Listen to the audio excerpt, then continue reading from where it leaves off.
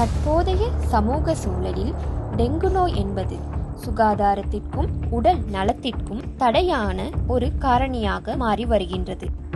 எனவே இந்த டெங்கு நோயை அழிப்பதும் சுகாதாரத்தை பாதுகாப்பதும் என்பது நம் அனைவரினதும் தலையாய கடமையாகும். மழைக்காலங்களிலேயே டெங்கு நுளம்பின் பெருக்கம் அதிகரிக்கிறது.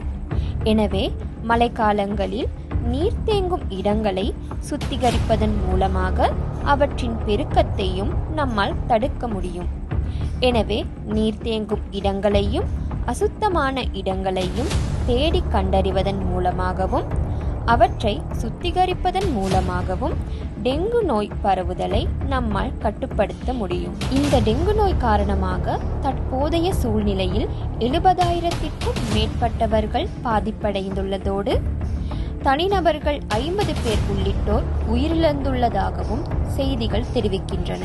எனவே KIU லியோ ஆகிய நாங்கள் ஃபைட் த பைட் எனும் ப்ராஜெக்டின் மூலமாக சமூகத்தில் டெங்கு நோய் தொடர்பான விழிப்புணர்வையும் அதற்கான தடுப்பு முயற்சிப்பையும் ஏற்படுத்தும் முகமாக நாங்கள் ஆயத்தமாகிக் கொண்டிருக்கிறோம்.